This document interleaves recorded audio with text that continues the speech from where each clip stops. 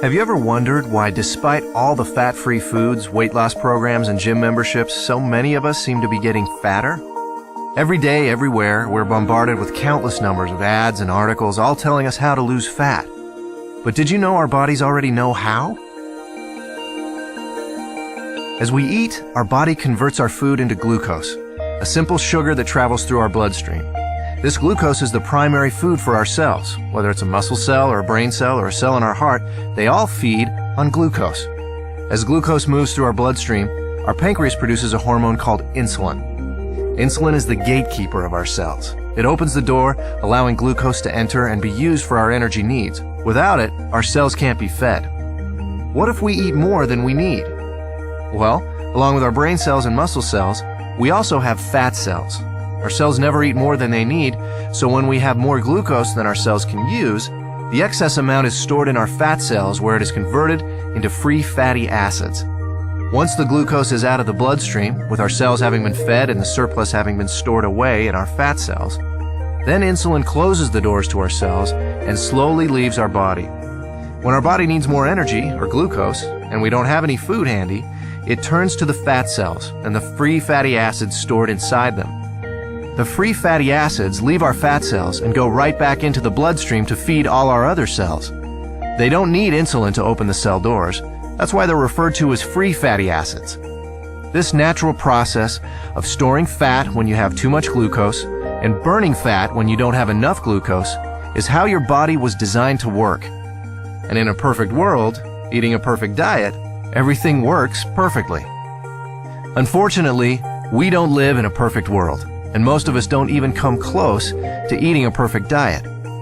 As a result, we don't benefit from this natural process very often. Instead, we suffer by storing too much fat and rarely, if ever, burning any. Let's take a look at a typical breakfast in our imperfect world. When we get up in the morning, the first thing most of us have is a breakfast fairly high in sugar and processed foods. When this kind of food enters our body, it's converted into glucose very quickly and rushes into the bloodstream. The more sugary the food, the faster and higher our blood sugar or glucose level rises. Our pancreas senses this sudden spike in glucose and responds by pumping out the insulin, creating an insulin spike to correspond to the fast-rising glucose. The insulin does its job and opens the doors to our cells. All our working cells are fed, and all the excess glucose is then stored in our fat cells. Now, this process happens fast. Once insulin arrives, the glucose level in our bloodstream goes back down pretty quickly. However, it takes much longer for insulin to leave our body. So even though the glucose level in our bloodstream comes down fairly quickly, our insulin level remains high. And this can be a significant problem because as long as there is insulin still in our body, we can't access the free fatty acids stored in our fat cells.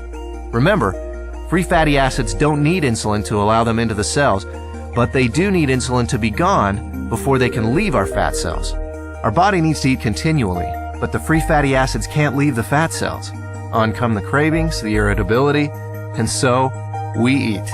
Our glucose levels spike right back up, our body releases even more insulin, the doors open, the cells are once again fed, and excess glucose is put into our fat cells. With our insulin level remaining high, we're still not able to release any fatty acids, so we continue adding to the fat storage, but never taking any out.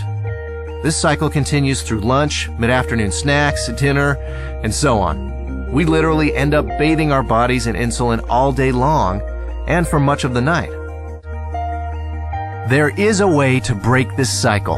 Bios Life Slim, a simple, natural way to restore our body's natural fat-burning process.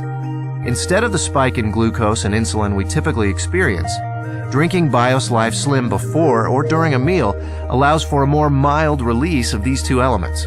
This milder release allows the insulin levels to mirror glucose levels, and therefore burn out at about the same time as the glucose. When these two levels drop together, our fat cells are now able to release the free fatty acids, and we enter what we call the fat-burning zone, the period of time in which our body burns off excess fat. No more cravings, and no more feeling tired. After a couple of hours in the fat-burning zone, we're ready to have Bios Life Slim with our next meal, and we start the cycle again. If you're in a hurry to lose that excess fat, and want to accelerate your success with BIOS Life Slim, we suggest 5 simple adjustments you can start today. Number 1. Eat a high-protein breakfast each morning. You'll love our delicious Lean Complete Meal Replacement Shake, and it meets the criteria of a high-protein, low-carbohydrate breakfast. Number 2. Along with BIOS Life Slim, eat 3 healthy, well-balanced meals that include lean protein, healthy fats, and complex carbohydrates. Number 3. Space your meals appropriately. Allow at least 4 hours between breakfast and lunch, 4 hours between lunch and dinner, and 12 hours between dinner and breakfast, allowing your body to burn fat even while you sleep. Number 4. Increase your physical activity. You don't need to become an exercise fanatic. Just find opportunities to do a little more each day. Number 5. Decrease the amount of sweets and processed foods you eat. Especially avoid soft drinks and so-called sports drinks, which can be full of sugar and cause a huge release of insulin. So, does BIOS Life Slim really work?